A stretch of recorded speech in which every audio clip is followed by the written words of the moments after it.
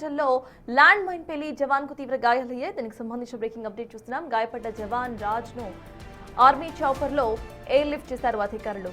జిల్లా పామునూరు మార్గంలో search operation చేస్తుండగా ఈ ల్యాండ్ మైన్ పేలింది. ఇవాళ ఉదయం నుంచి 11 ఐఈడీలను గుర్తించి నిర్వీర్యం చేశాయి బీడీఎస్ బృందాలు.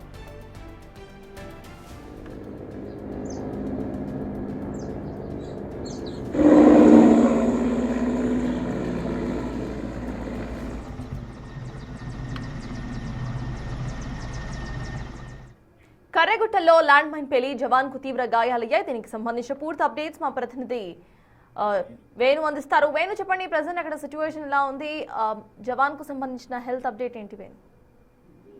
ఇప్పటి వరకు ఉదయం నుంచి 39 బెటాలియన్, 241, 242, 247 బెటాలియన్ బృందాలు సాయుధ బలగాలన్నీ కూడా అటు జిల్లా ప్రాంగణం అంతా కూడా జల్లెల పడతా ఉన్నాయి. ఓవైపు బీడీఎస్ బృందాలు బాంబులన్నీ కూడా కనిపెడుతూ నిర్వీర్యం చేస్తున్నాయి. నిన్ననే 10 కిలోలతో ఉన్నటువంటి 2 భారీ ఐఈడీలు గుర్తించి వాటిని సురక్షిత ప్రాంతం లోపల పేల్చేశారు. ప్రస్తుతం బాటిల్ సంబంధించినటువంటి మైన్స్, ఐఈడీ మైన్స్ కూడా ఈ రోజు భారీగా బయటపడుతుండటంతో బీడీఎస్ బృందాలన్నీ కూడా రహదారి నిర్మాణం కోసం చేసినటువంటి రూట్ మ్యాప్ లో తనిఖీలు చేస్తా ఉండగా ఒక ల్యాండ్ మైన్ ప్రమాదవశాత్తు పేలి జవాన్ రాజన్ కు పూర్తిగా ఎడమ కాలు కంప్లీట్ గా తెగిపోయినట్టుగా తెలుస్తోంది. అతన్ని వెంటనే అధికారులకు సమాచారం ఇవ్వడంతో ప్రస్తుతం ఆర్మీ చాపర్ లో అతన్ని లిఫ్ట్ చేసి ప్రస్తుతం అటు కొత్తగూడెం భద్రాచలం ఆసుపత్రికి తరలిస్తున్నట్లుగా తెలుస్తోంది. అయితే ఈ ల్యాండ్ మైన్లు రోజునారి పూర్తిగా సెర్చ్ చేస్తున్నా కూడా అంతకంతకు సెర్చింగ్ తర్వాత కూడా మళ్ళీ భూమి లోపలి భాగం లోపల ఉండడంతో వాటిని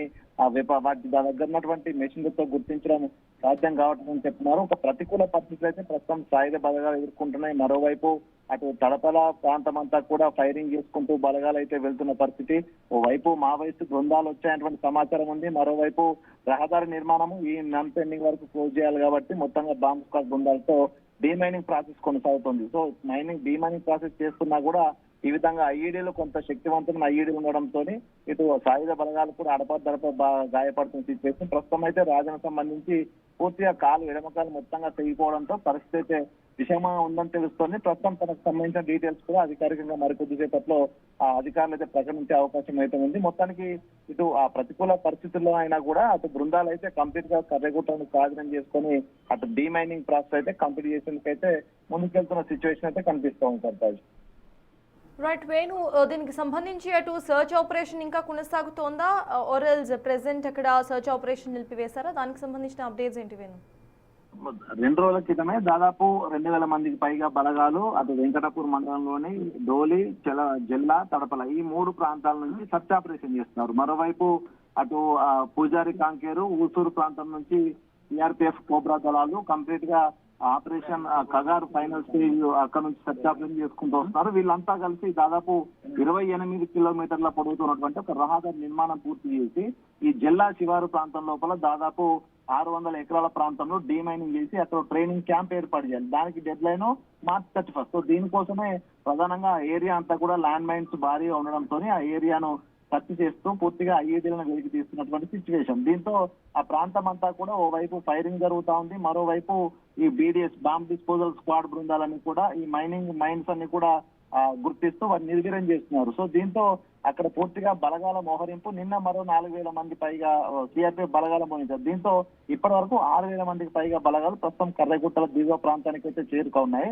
ఓవైపు ఇంటెల్ నుంచి వచ్చినటువంటి సమాచారంతో కర్రెగుట్టలోని జిల్లా శివారు ప్రాంతానికి సంబంధించి దాదాపు 180 ఎకరాల ప్రాంతంలో గుహల ప్రాంతంలో మావోయిస్టు ఉండాలన్నటువంటి ఆలోచనతో అక్కడ 81mm మోటార్స్ తోని ఆడ ఫైరింగ్, షెల్లింగ్ జరుగుతా ఉంది. ఇటువైపు జిల్లాకు తడపల వైపు ఉన్నటువంటి ప్రాంతం లోపల బేస్ క్యాంప్ ఏర్పాటు చేసేందుకు ఇటువైపు డీమైనింగ్ ప్రాసెస్ జరుగుతుంది. మొత్తానికి అయితే కొంత ఒక ఉద్రిక్త పరిస్థితి, యాక్షన్ లో ఏం జరుగుతున్న ఒక టెన్షన్ వాతావరణం అయితే ప్రస్తుతం జిల్లా ప్రాంతం లోపల అయితే కనిపిస్తోంది. దీనికి సంబంధించి ప్రస్తుతం గాయపడ్డ రాజన్ ఎవరైతే 39 బెటాలియన్ చెందినటువంటి జవాన్ ఉన్నాడో తనకు సంబంధించినటువంటి అఫీషియల్ అప్డేట్ కూడా మరికొద్ది సేపట్లో ఇచ్చే అవకాశం ఉంది. ఏదైనా కూడా డెడ్ లైన్ దగ్గర పడుతుండడంతో సాయుధ బలగాలు ఎట్లాంటి ప్రతికూల పరిస్థితుల్లో కూడా ముందుకెళ్తా ఉన్న పరిస్థితి. మొత్తానికి మరొక జిల్లా ప్రాంతాన్ని కూడా మైన్ ఫ్రీ జోన్ గా ఏర్పాటు చేసి అక్కడికి బేస్ క్యాంప్ ఏర్పాటు చేసే ప్రయత్నం చేస్తా ఉన్నారు. సర్తాజ్, దీనికి సంబంధించి బెటాలియన్ కు సంబంధించిన వాళ్ళు కానివ్వండి, లేకపోతే హైయర్ అఫీషియల్స్ కానివ్వండి, భద్రతా దళాలకు సంబంధించి వాళ్ళు ఎలా రియాక్ట్ అయ్యారు వేణు? ప్రస్తుతం ఈ ఆపరేషన్ అంతా కూడా కంప్లీట్ గా కాన్ఫిడెన్షియల్ ఆపరేషన్ కొనసాగుతుంది. ఎందుకంటే దాదాపు పామనూరు బేస్ క్యాంప్ పూర్తయిన తర్వాత కంప్లీట్ గా దట్టమైన అడవి లోపలికి రోడ్డు మార్గం నిర్మించాలంటే కేంద్ర అటవీ శాఖ అనుమతులు కావాల్సి ఉంటుంది. ఆ అనుమతులు రాకపోవడంతో దాదాపు 4 రోజుల పాటు అధికారులంతా కూడా పనులు కూడా ఆపేసిన పరిస్థితి. అయితే ఫిబ్రవరి మొదటి వారం లోపల కేంద్ర పర్యావరణ శాఖ నుంచి అధికారులు వచ్చి సర్వే చేసిన తర్వాత అక్కడ ప్రస్తుతం అయితే అనుమతులు వచ్చాయి రహదారి నిర్మాణానికి. ఆ రహదారి నిర్మాణ పనులు కూడా 8వ తేదీ నుంచి మొదలు పెట్టారు.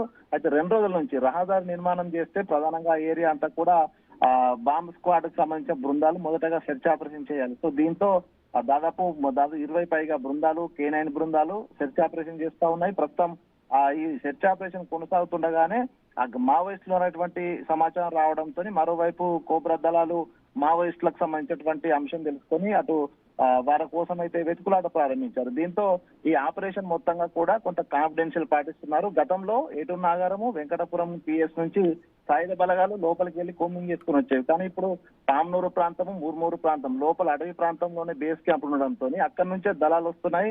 అక్కడి నుంచి కోమింగ్ చేసుకుంటూ మళ్ళీ ఆ బేస్ క్యాంపులు ఆగుతున్నాయి. కాబట్టి అక్కడ వివరాలన్నీ కూడా బయటికి చెప్పట్లేదు. ఎందుకంటే ఇది చివరి స్టేజ్ లో ఆపరేషన్ కగారుంది. మరోవైపు అక్కడ ట్రైనింగ్ సెంటర్ ఏర్పాటు కోసం అధికారులు, ఉన్నతాధికారులు, కేంద్ర బలగాలకు సంబంధించిన అధికారులు అక్కడికి వస్తూ ఆ యొక్క పరిస్థితిని పర్యవేక్షిస్తారు. కాబట్టి కంప్లీట్ గా వాళ్ళ టాస్క్ పూర్తయ్యే వరకు దానికి సంబంధించిన అంశాలన్నీ కూడా కాన్ఫిడెన్షియల్ గా ఉంచుతున్నారు. కాబట్టి అక్కడ జరుగుతున్నటువంటి డ్యామేజ్ కావచ్చు, ఆడ బలగాల పైచేకి సంబంధించిన అంశాలు కావచ్చు, కంప్లీట్ గా కాన్ఫిడెన్స్ గా ఉంచుతున్న పరిస్థితి. సో మొత్తంగా ఈ టాస్క్ అంతా కంప్లీట్ అయిపోయినా తప్ప అధికారుల నుంచి ఈ ప్రకటన ఏం జరిగిందనే అఫీషియల్ ప్రకటన అయితే వచ్చే అవకాశం అయితే కనిపిస్తుంది. దాదాపుగా ఫైరింగ్ జరిగింది, మావోయిస్టులు చెందిన విషయంపై కూడా ఇప్పటి వరకు ప్రకటన చేయలేదంటే ఎంత కాన్ఫిడెన్షియల్ గా ప్రస్తుతం బలగాలు అక్కడ పనిచేస్తున్నాయి అనేది కూడా మనం అర్థం చేసుకోవచ్చు. సో దీనిపై ఓవరాల్ గా ఈ మంత్ ఎండింగ్ వరకు అఫీషియల్ ప్రకటన వస్తేనే అసలు ఏం జరుగుతుంది కరగుతున్న అంశం కూడా తెలిసే అవకాశం ఉంది. తప్పదు. Thank you Venu. మొత్తానికి కర్రెగుట్టల్లో ల్యాండ్ మైన్ పేలి ఒక జవాన్ కు తీవ్ర గాయాలయ్యాయి. సర్చ్ ఆపరేషన్ మొన్నటి నుండి కొనసాగుతున్నట్టుగా తెలుస్తోంది. ప్రజెంట్ ఆ జవాన్ కు సంబంధించి హాస్పిటల్లో చికిత్స అందిస్తున్నారు అధికారులు.